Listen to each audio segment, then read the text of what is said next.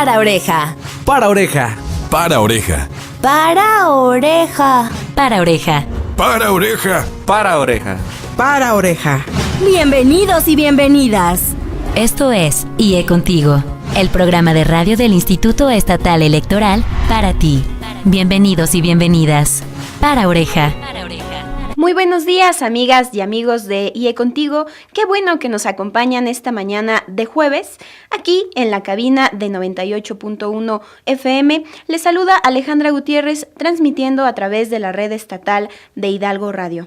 Hoy llegamos a ustedes para hablar de los delitos electorales, sobre todo siendo muy importante conocer esta información en el marco del proceso electoral en el que nos encontramos. Sobre estos ilícitos ha señalado la consejera presidenta del Instituto Estatal Electoral de Hidalgo, la licenciada Guillermina Vázquez Benítez, que atentan contra nuestra democracia y la secrecía del voto, así como la equidad de la contienda y la certeza de las elecciones. Así que conocer muy bien en qué consisten las sanciones, pero sobre todo tener una conciencia cívica de por qué nos afectan es muy importante para todas y todos nosotros. Hoy vamos a platicar con el licenciado José Arturo Sosa Echeverría, subprocurador de Asuntos Electorales de la Procuraduría General de Justicia de Hidalgo, acerca de este tema, y a él le doy la bienvenida agradeciéndole que esté con nosotros en este espacio. Gracias, buenos días. Buenos días, licenciado. Comenzaríamos con el concepto de delitos electorales y algunas de sus características. Bien, bueno, todo delito en general es la acción o omisión que sancionan las leyes penales. Esto implica que una persona con una conducta o con una abstención de una conducta obligada a realizarla, pues puede incurrir en la comisión de un delito. Cuando este actuar o dejar de actuar incide en la contienda electoral, en los que están tipificados dentro de la Ley General en materia de delitos electorales, pues se considera ya como un delito electoral, ¿no? Eso es lo que pudiéramos entender como un delito electoral, el concepto de un delito electoral. Y las características, me decías, bueno, las características en cuanto a la comisión, pues tienen que ver con, primeramente, que muchas personas desconocen a fondo cuáles son las conductas en que pueden incurrir, porque no están enterados de lo que maneja específicamente la Ley General en materia de delitos electorales, y en muchas ocasiones, en base a esta ignorancia, pues la gente incurre en la comisión de un delito. La ignorancia de la ley, pues no eximiría a nadie de su responsabilidad y de su cumplimiento, ¿no? Entonces, se hace muy importante que la gente esté enterada, ¿no? Por una parte. Y luego, otra de las características que tenemos es que los actores dentro de la contienda electoral, muchas veces por tratar de tener beneficios el día de la contienda, pues realizan actividades también ilícitas, y también estas son sancionadas y penadas.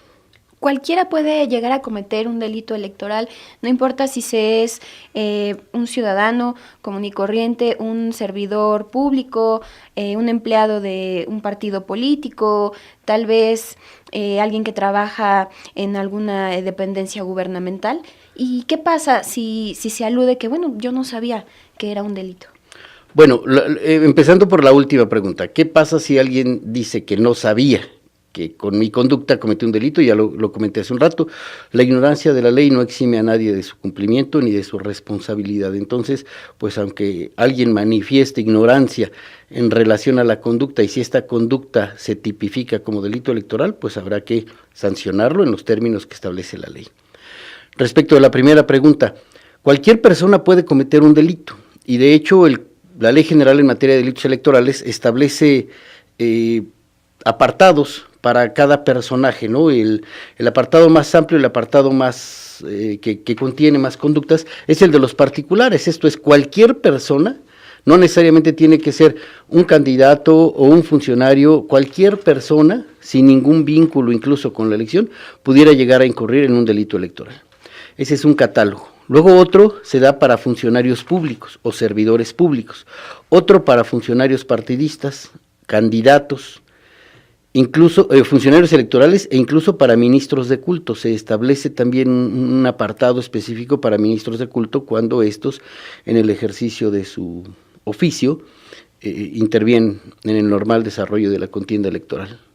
¿Cuáles serían algunos de los factores que propician que se cometan delitos electorales? Por supuesto, además del contexto de una elección y bueno, la pretensión de obtener más votos de manera ilícita. A lo mejor hay aspectos culturales, éticos o cuestiones de zonas marginadas donde pues se utilice tal vez la pobreza como un factor para cometerlos.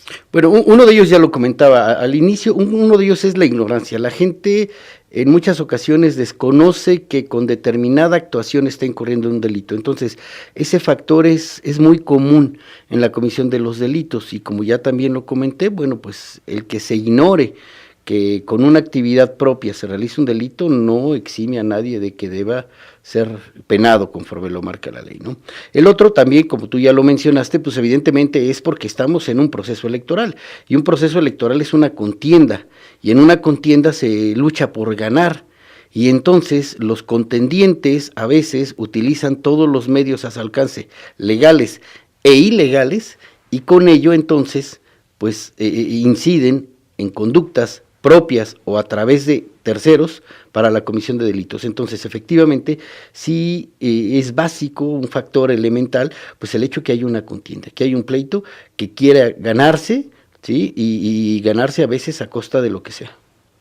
Hemos avanzado, licenciado, en la regulación y el combate a estos delitos. Hubo una reforma político-electoral en 2014. ¿Qué cambios trajo en este tema y si maneja algunos aciertos la reforma?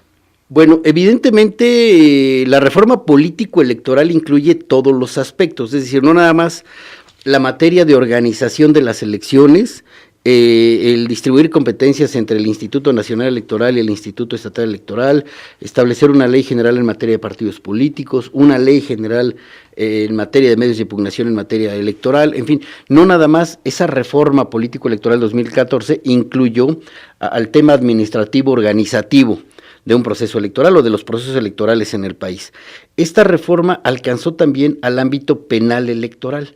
En la reforma 2014 se crea una ley general en materia de delitos electorales. ¿Qué abona? ¿Qué beneficios tiene esta ley a nuestro sistema? Bueno, establece de manera general para todo el país las mismas conductas. Anteriormente cada estado del país contenía en su código penal las conductas que eran sancionables en materia de delitos electorales. Entonces podíamos encontrar casos en que en un estado del país había una conducta que fuera tipificada como un delito y en otro no. O bien, si fueran las mismas, en un estado se penaba con determinada... Variaba de un lugar a otro y entonces evidentemente pues esto propiciaba que no hubiera certeza. Entonces lo que trae como consecuencia esta ley general de aplicación para todo el país es que se abona al principio de certeza. Lo mismo que se realice aquí y que sea sancionado como un delito va a ser en cualquier otro estado del país y las mismas penalidades. Entonces a eso abona, ¿sí? Eso es un beneficio para todos los ciudadanos en todo el país. Luego, esta ley también determina cuáles son las competencias, porque debemos de saber que hay una fiscalía especializada para la atención de delitos electorales que es del orden federal. Y entonces esta ley establece cuáles son las competencias que tiene esa fiscalía y en su caso cuáles son las competencias de las subprocuradurías estatales de delitos electorales, como es el caso de la que yo represento. De manera general establece que cuando las conductas establecidas en la Ley General en materia de delitos electorales son cometidas a la luz de un proceso electoral federal, pues entonces sería la Fiscalía Especializada para la Atención de Delitos Electorales la competente para investigar y perseguir los delitos cometidos en esa elección. Y por exclusión, en un acto, en un hecho cometido a la luz de un proceso electoral local, pues entonces sería la Subprocuraduría de Asuntos Electorales, salvo los casos, y ahí también lo maneja una excepción, cuando las conductas dentro de un proceso electoral local tengan que ver con instrumentos federales, como sería el listado nominal, el padrón electoral, la credencial para votar con fotografía, o bien de delitos cometidos en el extranjero con incidencia en el territorio del Estado. ¿Y cómo se persiguen estos delitos? Puede ser, digamos, automáticamente si estas autoridades tienen conocimiento de algunos hechos que podrían ser un delito electoral, o es necesario que haya una denuncia. Bien, todos los delitos electorales son perseguibles de oficio. Quiero hacer la diferencia, hay delitos que se persiguen por querella, es decir, que la parte ofendida o la víctima del delito tendría que realizar la denuncia para que el Ministerio Público iniciara su actuación. En los casos de los delitos electorales todos son perseguibles de oficio. Entonces, a través de cualquier denuncia ciudadana de cualquier persona, incluso telefónica, incluso anónima, el Ministerio Público, la Subprocuraduría de Asuntos Electorales, tiene la obligación de abocarse a la investigación de los hechos que ponen a consideración de la autoridad, ¿no? Entonces ya la autoridad determinará si efectivamente la conducta denunciada se cometió, si la conducta denunciada se cometió, pero además constituye un delito electoral, y también para saber quién pudiera ser el probable responsable de la comisión del mismo. Entonces, todos son de oficio. Antes de pasar en nuestro segundo bloque a algunos ejemplos y sanciones de los delitos electorales, ¿podría comentarnos cómo es que nos dañan? Porque tal vez la persona o el ciudadano que es coaccionado, que es presionado o que recibe alguna dádiva a cambio de su voto, pues de primera instancia no ve tal vez el daño, ¿no?, que se le está haciendo, pero el derecho al voto es un derecho político electoral y ha costado mucho trabajo defenderlo y conseguirlo a través del tiempo y consolidarlo, ¿no?, por ejemplo, para las mujeres. ¿Cuál es el daño de los delitos electorales para el derecho individual y colectivo de votar libremente? Bueno, el voto, como tú lo dijiste, tiene varias características. El voto es universal, libre, secreto, directo, personal, intransferible. Y al hablar de que el voto es libre, establece que los ciudadanos, al momento de presentarnos en la casilla y que nos den la boleta y decidir por qué candidato, por qué opción vamos a votar, lo debemos hacer en absoluta libertad, sin presiones, coacciones, violencias, amenazas, de ninguna índole, ¿sí? Entonces, el hecho de que una persona pueda llegar sin esas condiciones de libertad, pues atenta contra los principios elementales del sufragio, y como tú también lo dijiste, es uno de los derechos elementales que tenemos los ciudadanos, de los derechos político-electorales que tenemos los ciudadanos, y que, bueno, pues definitivamente el atentar contra sus características implica una comisión grave que atenta contra la democracia, no nada más atenta contra el ejercicio propio y la libertad personal, sino atenta contra la democracia del Estado, contra el normal y equitativo desarrollo de un proceso electoral. Y es en este sentido que, por ejemplo, en la conferencia que esta semana impartió la FEPADE a personal del Instituto Estatal Electoral, del Tribunal Electoral Local, de la Junta Ejecutiva Local del INE, se mencionaba que hablar de delitos electorales no es únicamente conocer sus tipos, sus sanciones, sino de verdad tener una conciencia profunda de la manera en que dañan desde lo individual a lo colectivo.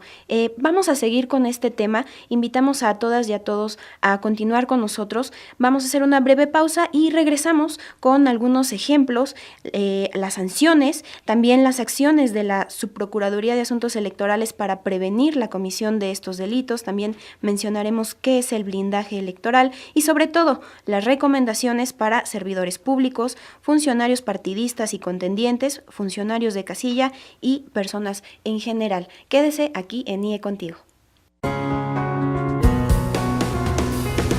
Qué bueno que nos sigues escuchando en IE Contigo. Comunícate por teléfono al 7110848, 7111069 y al 01800 552 3333. En Facebook y Twitter somos IE Contigo. Síguenos. Volvemos a IE Contigo y queremos enviar un cordial saludo a todos los municipios del estado donde nos escuchan a través de la red estatal de Hidalgo Radio, a través de las frecuencias 91.7 FM, 1010 AM, 1510 AM, 96.5 FM. 1300 AM, 98.1 FM aquí en Pachuca, 1140M, 1470M, 89.3 FM y 106.9 AM. De verdad, muchas gracias por seguir con nosotros.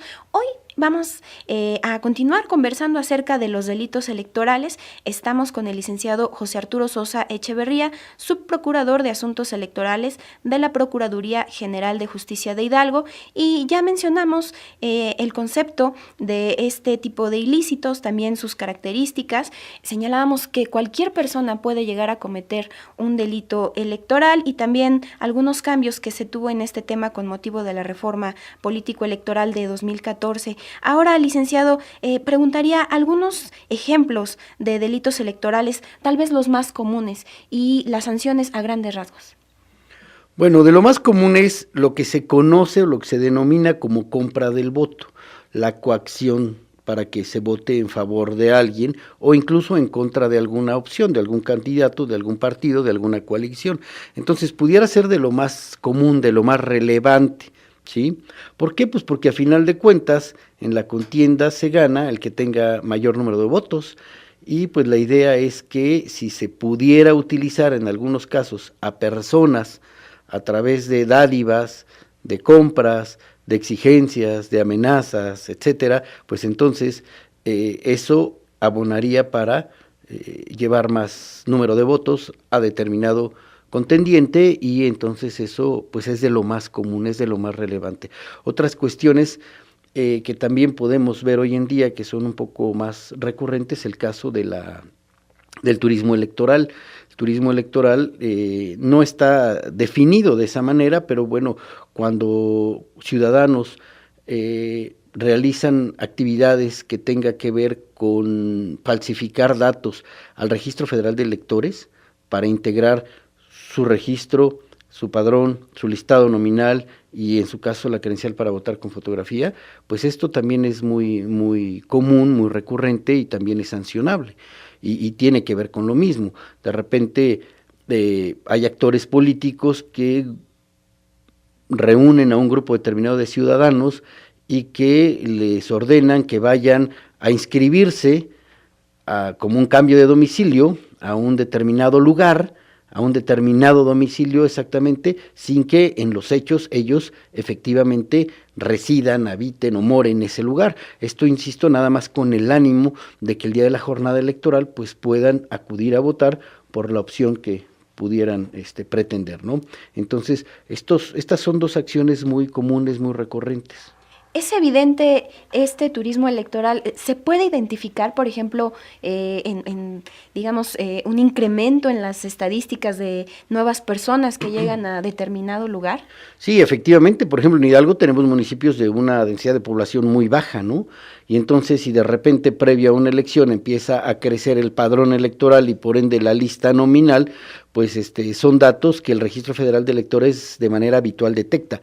El Registro Federal de Electores está pues muy al tanto de todas estas actividades, y sobre todo cuando se trata no nada más de acudir a un mismo municipio, sino a un mismo domicilio. Entonces, de repente que te lleguen 40, 50, 60 gentes al mismo domicilio, pues el Registro Federal de Electores lo detecta y el registro empieza una investigación.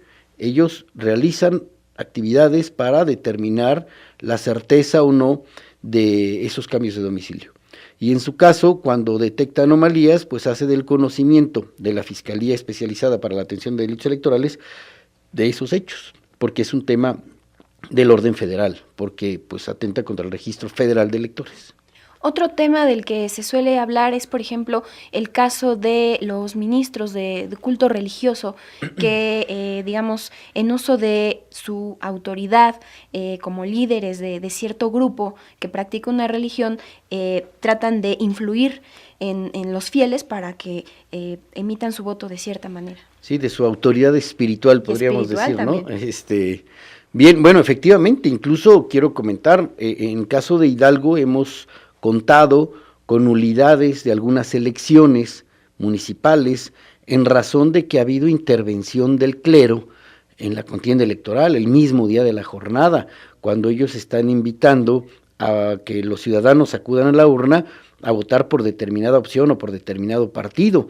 Y entonces, al acreditarse esto en un juicio de inconformidad en donde se invoca una nulidad de una elección, pues se actualiza el caso, se demuestra o se han demostrado los hechos, y entonces esto ha traído como consecuencia la nulidad de la elección, lo que implica pues un gasto no nada más en el ámbito democrático, social y político, sino un gasto económico. El volver a repetir toda una elección implica pues no nada más los gastos que dije originales, sino el gasto económico.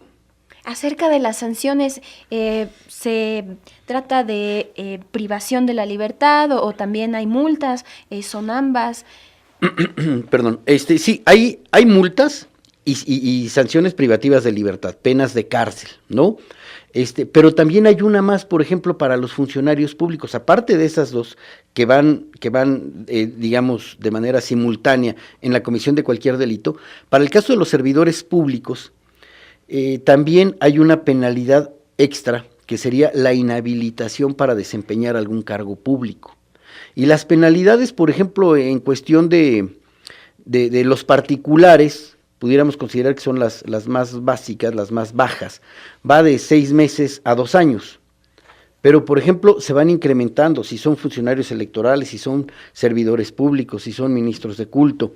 En esas condiciones se va aumentando y tenemos penalidades que llegan a alcanzar de manera normal hasta los 9 años. Por ejemplo, los servidores públicos que cometen algún delito electoral, ellos pudieran ser sancionados de 2 a 9 años de cárcel, dependiendo de la conducta, ¿no? Pero bueno, la penalidad más alta pudiera ser hasta 9 años. Y luego, cuando hay agravantes, que también lo determina así la Ley General en materia de delitos electorales, pudiéramos tener casos de hasta 15 años, porque se establece que se pudiera incrementar una mitad más o una tercera parte más de la penalidad, dependiendo las condiciones de la comisión del delito, ¿no? Habría que ir a la casuística, habría que ir a casos específicos para determinar en qué condiciones se establece una agravante, ¿no? Pero bueno, las penalidades son en todos aspectos, en todos delitos y para todos actores, todos sujetos sancionables, pena económica, que es una multa, y pena privativa de libertad, que son años de cárcel, bueno, de 6 meses a 2 años empezaríamos,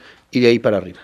Al respecto, licenciado, yo retomo el comentario de la consejera presidenta del Instituto Estatal Electoral en la conferencia que brindó la FEPADE. Ella señalaba que si bien las sanciones son evidentemente necesarias, siempre será más provechoso estimular la cultura de la legalidad y de la prevención, de modo que la generación de una conciencia pública arraigada, sustentada también en la denuncia, coadyuve a inhibir la comisión de estos delitos. Y sobre esto, ¿cuáles son algunas de las acciones de la Subprocuraduría para prevenir la comisión de los delitos electorales? Bien, qué bueno que lo comentas, porque efectivamente la Subprocuraduría de Delitos Electorales tiene atribuciones específicas, que es investigar la comisión de los delitos y perseguir a los delincuentes y bueno, realizar toda la actividad, hasta en su caso judicializar y sancionar a quien pudiera ser el responsable.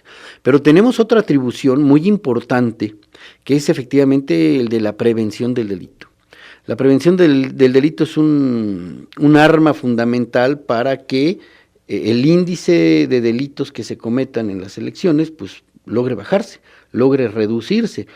Y esto lo relaciono con un comentario que hice al inicio de esta plática, que tiene que ver con que mucha gente ignora la ley electoral, ignora que algunas conductas que él pueda realizar son sancionables penalmente, y entonces el hecho de que se les haga saber cuáles son las conductas sancionables por la Ley General en materia de delitos electorales, pues eso puede inhibir.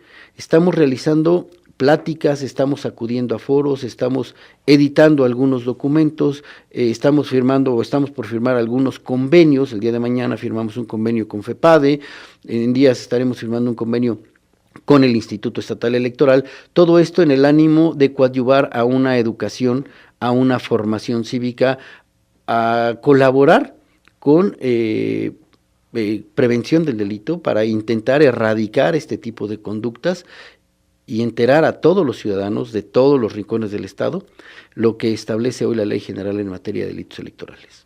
la información, la prevención y la educación cívica son el mejor escudo para combatir estos ilícitos, además de las sanciones. A 2 minutos de despedirnos, ¿con qué concluiría usted, licenciado?